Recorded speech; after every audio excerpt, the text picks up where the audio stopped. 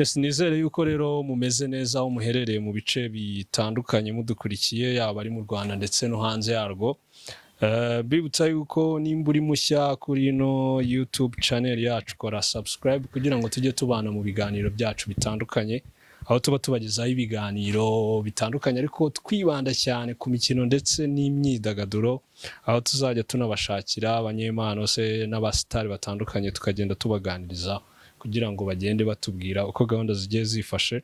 Uyu munsi rero tukaba n'ubundi tugarutse kubabwira nyine biri kuvugwa hirya no hino, ni ibiki biri kugarukaho ku mbuga nkoranyambaga, ni ibiki byagarutswe mu bitangazamakuru cyane cyane mu mikino ndetse n'imyidagaduro. Nk'ibisanzwe ndahabaye Gaetana Kassim arahari. Kassim, ngo bimeze bite? Meze neza cyane. Urumva umeze neza cyane nk'ibisanzwe? Ko numva utari guturikamwa. Zuba katwakiye umunsi. Umva iryo twahuye naryo ejo ryo ryari hatari, nabonye amashusho yacu yarangiritse ku rwego rwo hejuru bitewe n'ukuntu izuba ryatubereye ikibazo, ariko ndizera yuko uyu munsi noneho twabifatiye ingamba. Umunsi Ndizera ko uyu munsi turi buhangane naryo. ntabwo nari twamaze twarinesheje. Twarinesheje. Reka rero tuyite twigendera mu bintu biri kugenda bigarukwaho hirya no hino. Reka duhere ku bintu bya Element na 155am. Ejo twari twabigarutseho tuvuga yuko amakuru ari kugenda avugwa hirya no hino ko ari uko Element na 155am ibintu bitameze neza, ndetse ko bashobora nyine no kudakomezanya se cyangwa akaba atakiri no gukorana nayo. Umuyobozi wa 155am bita Kenny mu kiganiro yagiranye n'Inyarwanda yabasobanuriye amasezerano ya Element muri 155am, ababwira yuko Element yasinye muri 155 nk'umuproducer, ntago yasinyemo nk'umuhanzi. No kuvuga uribuka yuko ejo twanavuze akantu ko kuba iriya ndirimbo aheruka gusohora atarashyizemo nyine ibirango bya 155. Yavuze yuko Element yasinye nk'umuproducer muri 155, ko ahubwo ziriya ndirimbo yakoze mbere yitwa Fudeto n'iyitwa Mirere, 155 yamuteye inkunga, nayo mpamvu ibirango byayo byagaragaye muri ziriya ndirimbo. Ariko iyi ngiyi aherutse gusohora yitwa Tombe, nta nkunga bamuteye, nyine ni ya Element yisohore, yari imenye.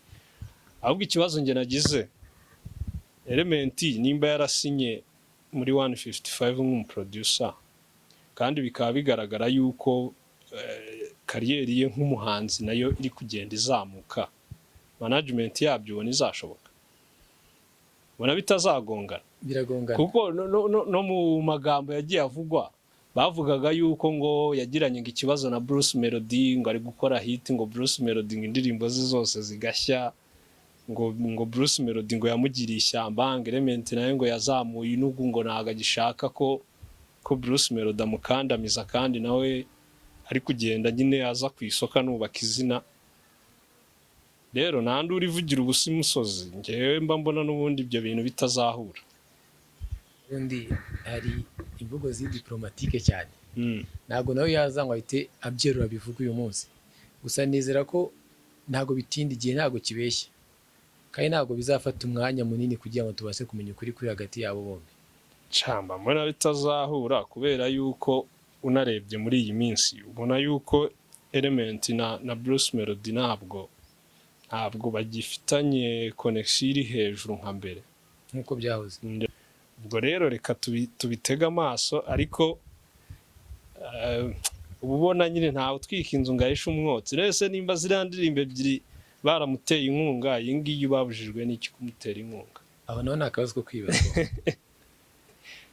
Ikibazo cyo kwibazwa uko n'ubundi ubushobozi bari bafite bwo kubikora, kuki batabikoze? Ntibabikoze kandi akiri umuntu barizwa muri iriya nzu yabo. Ikigaragara harimo ibintu harimo akantu nyine katameze neza, ariko nuko nyine buri ruhande ruba ruri kugenda rukwepa, ariko n'ubundi gihe kizatubwira. Urumva ikindi kintu nshaka kukubaza, sinema nyarwanda ko mu minsi ishize wabonaga hari ukuntu iri kuvibinga, iri guca ibintu, ubona nyine bishyushye ko mbona wagira ngo byabaye nka ya sosi y'intama. ariko kino kibuga cya sinema kiranshisha. uribuka no mu bihe byatambutse mu myaka yashize hari ukuntu agize kirazamuka kiravayibinga, cyagiye bagicuruza amasede ba Kanyombya baza rwakara bibuka kiriya gihe ubona ko ifite vibe iri hejuru igeraho iratokombera. ariko kiriya gihe cyo ikibazo cyabaye isoko. uribuka ko kiriya gihe bijya kuzamba byazambijwe n'uko hajemo ikintu cya piratage. Yego. Abantu bakajya basohora amafilimi. uribuka ko hariya mu gikari bacururizagayo amafilimi. Yego. noneho abantu bagasohora amafilime, abanyamujyi nabo bakahita bayapirata, ugasanga bari guhomba. Nibuka byarasakuje icyo gihe nari nyine bibamo cyane. nyine abasineyasite bahora bibaza ngo ese abapirateri ariko birangira igisubizo kibuze.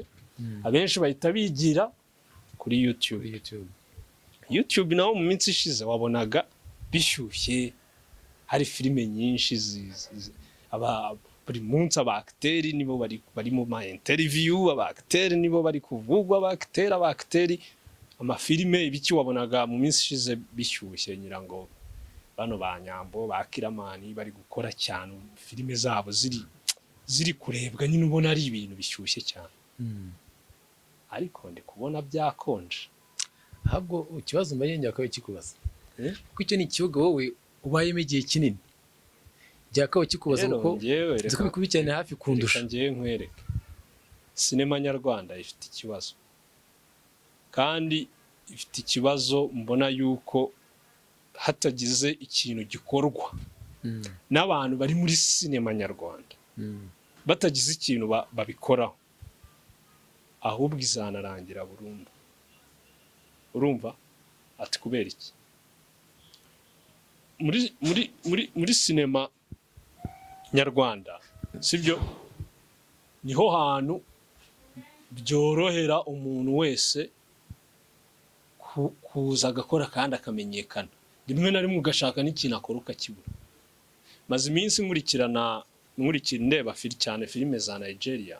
urumva papa mu Rwanda nta bakiteri n'abakitrise dufite pe, ntabwo. niyo mpamvu nunitegereza neza abantu benshi baza bashaka gukora komedi.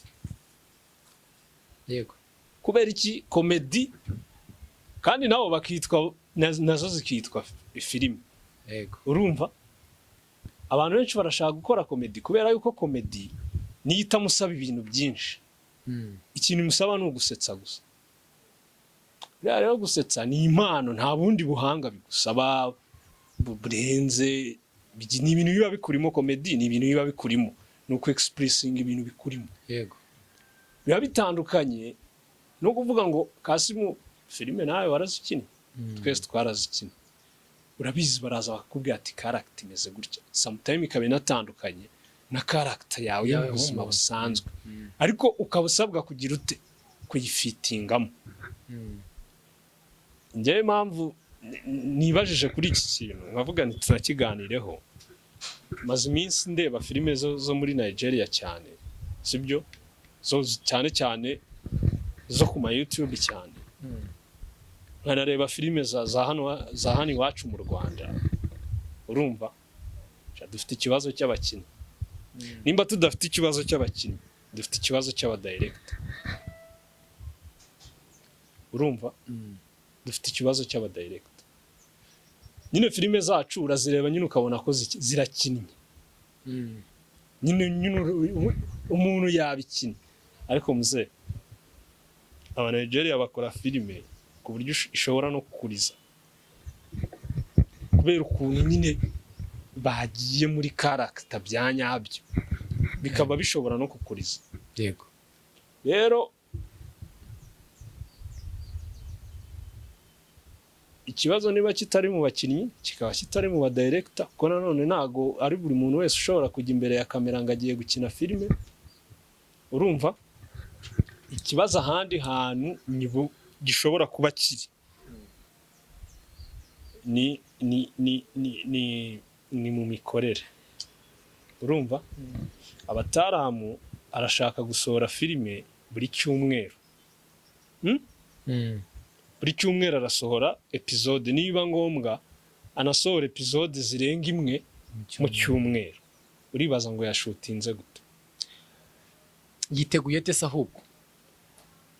Ngaho mbwira ukuntu uzaza ku munsi umwe ushutinge episode 3 cyangwa 4 cyangwa 5. Buri episode ifite iminota 30.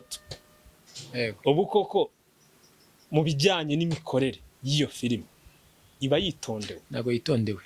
Iba yitondewe ku buryo koko yaza ari ya filime umuntu areba akavuga ngo this is a movie. Ugeze ku ngingo nyanyayo. Ugeze ku ngingo yanyayo. Urebye mu bihugu bimaze gutera imbere uburyo bateguramo filime, filime ishobora gukinwa umwaka cyangwa 2. Umwaka reka aho tugiye kure. Bari Abataramu bo muri Niger akora bo ntago bajya bakunda gukora zino filime z'amaseri. Bo bakora filime zirangira ifite isaha imwe n'iminota n'igice, amasaha 2, n'iz'amasaha 3 njya zibona. Ariko usanga ari nka filime bashutinze icyumweru. Urumva byibura bo nka seti nyine nimba ari ibizakinirwa muri iyi nzu nyine, ugasa iyo urebye nko ma behind the scene yawo ugasanga nyine nko kuri ino seti ya hano turi ugasanga bahashutingiye nk'iminsi 2. Urumva uradirecting umuntu mpaka aje muri character, byanze bikunze arayijyamo, nimba ari ukurira rire, nimba ari abikore. Ariko ntago wambwira ngo urashaka gushutinga episode 5 ku munsi papa, ngo mbwire ngo urabona umwanya wo kwita ku mikinire y'umukino. Byo nguhaye ikizamini nge mbimazemo iminsi. Ndashaka ko nawe ugenda ukabireba tukazongera tukabiganiraho. Ngewe muri iyi minsi ndebye filime z'inyarwanda, sibyo zitari comedy.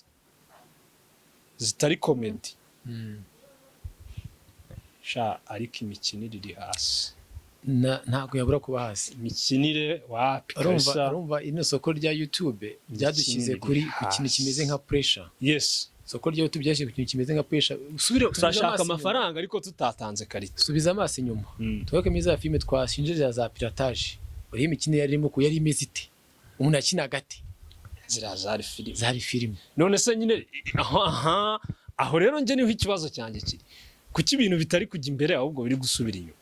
Uyu munsi dufite amakamera meza n'amafaranga ari kuboneka, sibyo? Kuko izi YouTube ziratanga amafaranga. Kuko uko byagenda kose nubwo turi kubivuga gutya, ariko abanyarwanda barazireba, natwe turazireba. Ariko uzigereranyije n'ahandi, sibyo? Ubona yuko turi gusubira inyuma ugereranyije n'ahantu twari tugeze kiriya gihe za 2010, za 2011, za 2012. Twasubiye inyuma pe. Ariko buriya biterwa na turi gushakira ubwinshi mu mazi. Bivuze ukuri, bivuze neza. Turashaka guhora dusohora, ariko si turi gusohora iki? Nge rero abasineaste bacu noneho dore akandi kantu ureba nabyo ukabona ni ikibazo, cyane cyane ku kijyanye n'abakobwa. Ejo bundi nabonye ba Nyackson na ba Kiramani bavuga ati muri sinema dufite ikibazo cy'abakobwa batari seriye, batagize ute. Ureba bashiki bacu bari kuzamuka muri sinema muri kino gihe, ukabashakamo umukinnyi ukamubura. Urumva? Donc bo ni abantu abenshi, ni abantu bashaka kwamamara, ariko ari ukuntu ushakisha inzira yakugeza ku bwamamare no ku mafaranga, ukaba wayibona ahantu bitari uko icyo kintu koko ari ikintu kikubamo, ari ikintu ukunda, ari ikintu wumva ushoboye, ahubwo kuko ari cyo kiri bukorohereza, sibyo? Ukaba uragiye, sibyo? Ugiye muri filime ngo bagiye kugukinisha filime. Ejo bundi nabonye filime, ntabwo nshatse kuyivuga izina, abantu batavuga ngo ntabwo ari na ngombwa ngo iki si ngombwa. Mbwira abantu twari twicaranye ndavuga ni iyi filime si nziza ye, ifite amashusho meza ye, irimo abakobwa beza ye, irimo n'abasitari dukunda muri filime hano mu Rwanda. Yego, mureke twicare turebe iyi filime. Abantu bagatongana ubona bameze nk'abashaka guseka.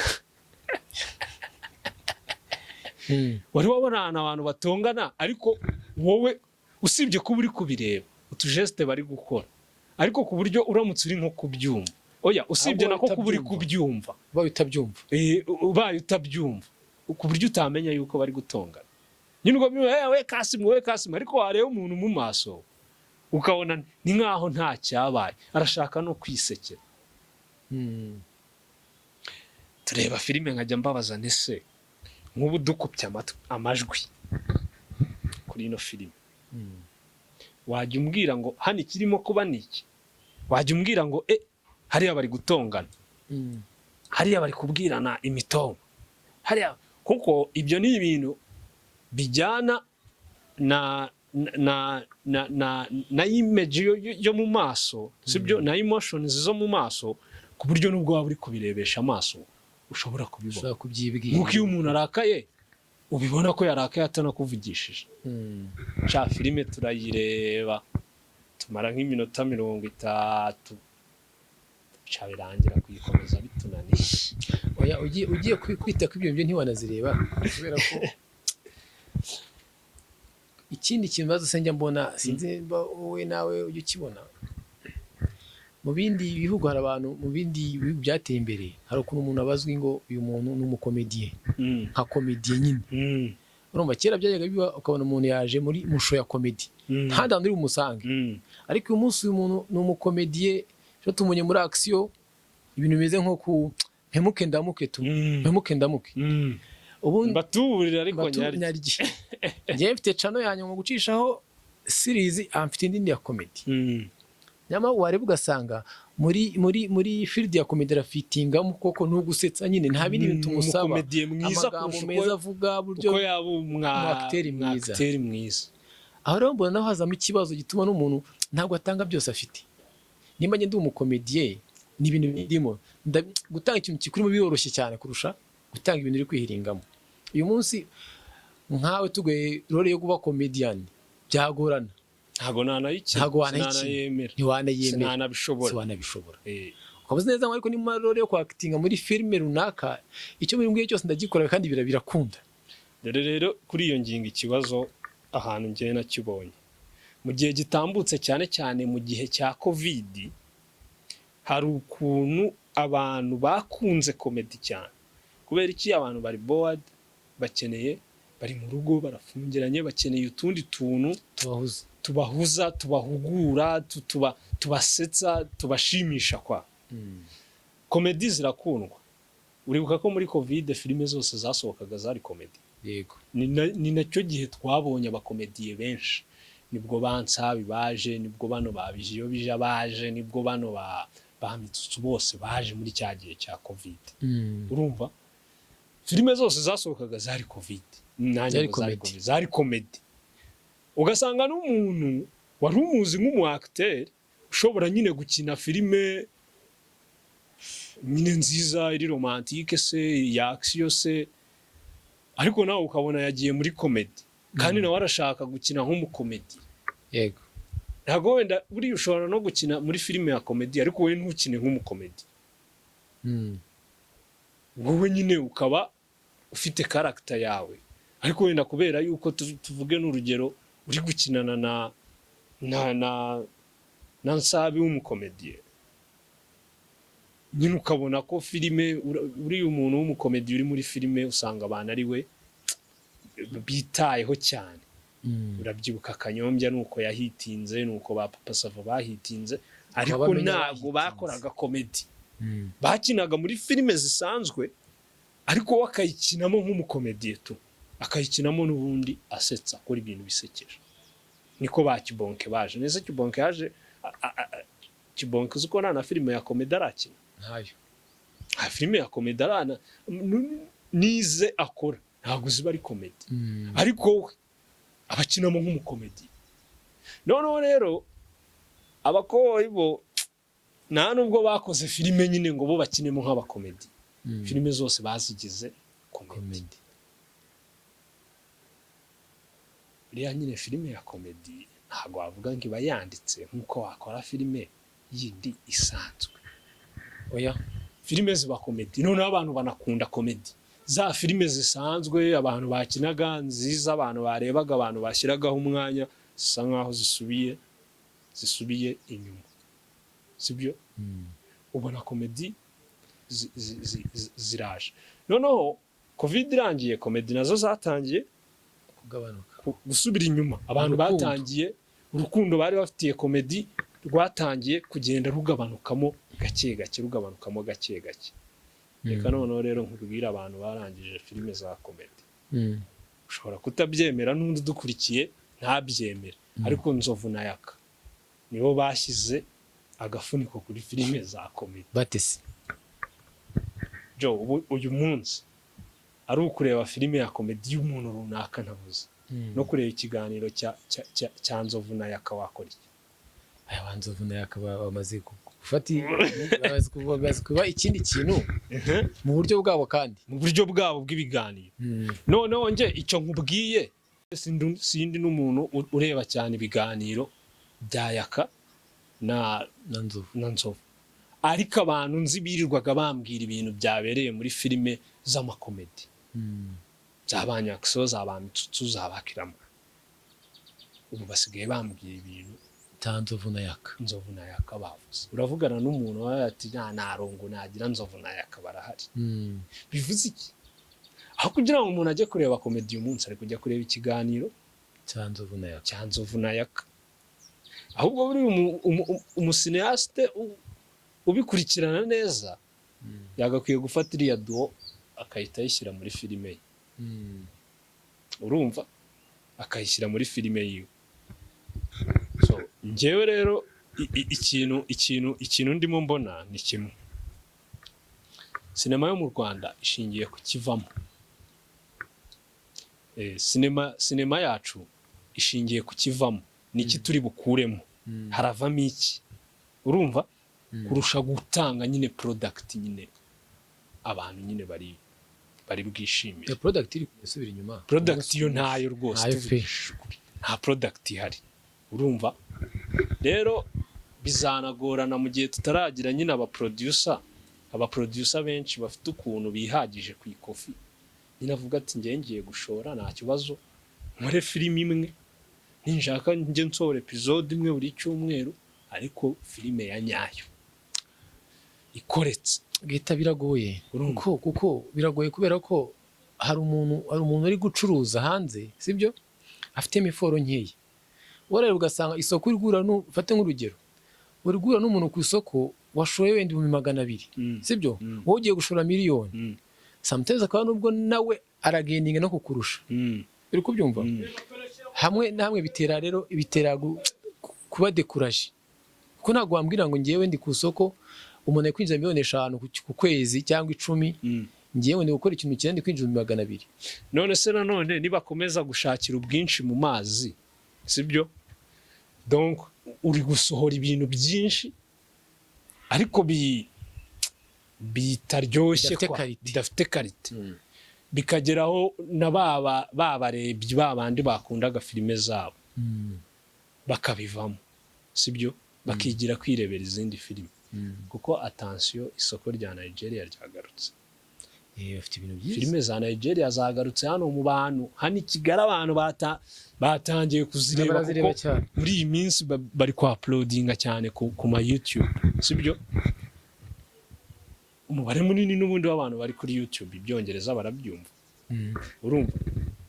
Nibigera igihe bakavuga ati rero ngiye ntago ndibujye kureba iyi filime imeze gutya, reka tafazari nje kwirebera filime runaka, sibyo? Nanone isoko rikagwa, amafaranga akabura. Bazabyegura gute? Biragoye nyine, biragoye, ariko buriya urwishigishyira rusoma. Ni ukuvuga abatipe nimba koko nayo mafaranga menshi bayakorera, nibayashore mu kazi kabo, sibyo? Winjize wanashoye. Bareke kuvuga ninjije izo miliyoni 5 nk'uko uri kubivuga, ariko nzakora filime y'ibihumbi 500. ibyo uvuga nk'uyu munsi hari seri nakurikiranaga njyewe, ujya kuri tereza aba bataramu bari gushutinga ukumirwa, ni agakamera kamwe, sibyo? Nta kamina urabizi, warabize tujya tubanyuraho bari mu kazi, ni agakamera kamwe, sibyo? Urashaka gushutingisha, donc guproducinga filime uyishoyemo ibihumbi 500, uyinjizemo miliyoni 5, ibyo bintu bizaramba? ntabwo biramba. Hari ukuntu umuntu aza agafata mu gihe gito, waye no kugenda biroroha. No kugenda bihara ukuntu winjira mu soko, ibintu ukabona biri kugenda byikora. Iyo bikomeza kugenda byikora, ntago ureba ngo ese ndi gutanga karite imeze ite. Ugate abantu nafatishije, abantu bamaze kumenya njya bafandi kuyabona. Reka ngoye nk'urugero mu muziki dusoza. Hari igihe cyageze ubona yuko umuntu arasohora indirimbo nubwo yaba atari nziza cyane, ariko ari igishegu ikaba hit. Yego, wabonye ko uyu munsi byarangiye cyane. Hari indirimbo y'igishegu uherutse kunyumvira itigisa umujyi? Oya, ntayo. Ariko mu minsi yashize, mu myaka yashize za 2020, hagati ya 2019 na 2022, indirimbo kugira ngo ibe hit byasabaga ko iba ari igishegu. Uyu munsi ntabwo biri gukunda. Rero ibintu nyine ubundi bintu bidafite karite nziza, ibintu bitari byiza, ntabwo biramba ku isoko. Bigira igihe birahararwa, igihe kikagera bikarangira cyane. Ariko umuntu wakoze filime nziza, ya filime kabisa ureba ukavuga ati iyi ni movie, hari umutaramu hano ushobora kuza agakora filime nziza irimo abakinnyi beza, idirectinze neza, ikinnye neza, wenda inarangira akanayamamaza, akayaprodinga kuri YouTube, mu kwezi kumwe kagira 1 million views cyangwa se miliyoni 5, sibyo? Ntago yakwinjiza amafaranga aruta y'umuntu waprodinze 3 mu cyumweru, sibyo? Bizigenda zigiriye ibihumbi 100, ibihumbi 200, kandi nta n'ikintu yatanze. Abatipe nabo bakeneye kwicara bakareba se iri soko ryacu bimeze bite. Ntago umuntu wese ubyutse mu gitondo azahita aba umuproducer, ntago bizakunda. Kuba umuproducer hari ikintu bisaba. Ntago umuntu wese mu gitondo abyuka ngo ahita aba umwanditsi wa filime man. Oya, ntago bikunda. Rero mu Rwanda ubona ari ibintu buri muntu wese ni umuproducer, buri muntu wese ni apfa kuba afite YouTube channel, ashobora kubona ibikoresho agashutinga, ashobora kubona abakinnyi, ngaba yabaye umuproducer. Akabaye ibi bintu twabikoze zamani, ariko igihe kiragera tubona birakaze, tuba tubereretse. Ariko ugereranyije n'igihe twebwe ibi bintu twabyinjiriyemo, n'uburyo abantu uyu munsi bari kubikora. Uyu munsi abantu bari kubikora bashaka kubikuramo nyine amafaranga yo kubatunga, kurusha uko bashaka gukora kariyeri cyane, kurusha uko bashaka gukora kariyeri. Kuko njyewe usibye nyine YouTube ziza zikabostinga abantu, umuntu ngo yakoze ama interview, ngo yagize ibiki, ubu nko mubase uzi ko nk'uyu munsi yo kubaza ikibazo dusoza, baje bakakubwira ati wenda turashaka umwacteur umwe n'umwactrice umwe, sibyo? Dushobora gupresenta wenda tukaba bagahagararira nk'igihugu nyine ku rwego mpuzamahanga, nyine mwizeye watanga nde? Ikibazo rero kirakomeye. Nawe urareba filime, urazireba n'abacteur urabaza, utitaye ngo uri guhitinga n'uyu. We mu basineaste mu bakinnyi dufite bazwi, imbogamizi dufite ni zimwe. Mu makintu twakabaye tureba nyine abo tuba tugaruka kenshi mu maso, ntago wabatanga. Kuko ibyo baduha nyine ntago mabibona. Nyine ngiye mwibwirira amazina abiri. Aya mazina abiri ntabwo kumva ko tuyahurizaho. Nanjye ndahita nkubwira abanjye. Se hari ntago nyamenya amazina yabo. Shushanya nari ko gukina muri Stimedi. Bamwita nde? Utaka staff bamwita Nariane ninde? Banzara Ariane. Izina rye. ushobora kuba ari Ariane. Abagabo ntago ndi kumubona neza. Njyewe reka nkubwize ukuri, uyu munsi ngewe unumye abakinnyi ba filime babiri,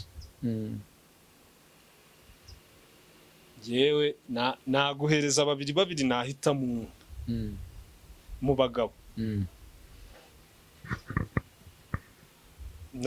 nafata Ngenzi ego na Rwaka nako na Nkuba, amutipe nawe unanutse, ndamubona aracyakina se? yitwa Celestin. Aracyakina se? Hari filime njya mbona za Bahavu ajya akinamo, bamwita Celestin. ndamubona utwana abo babiri ukikuriramo umwe, nakongeraho wa gatatu nkagushyiriraho Bamenye, nakongeraho wa kane nkagushyiriraho Papa Sava, muri abo ugakuramo umwe ushaka. Uri kumva? Mu bakobwa nakuzanira Ariya Kuru. Sikunda filime ndabona se. Ariya Kuru yarazikinnye nyinshi. Nashyiraho wa kabiri nkagushyiriraho Bahavu.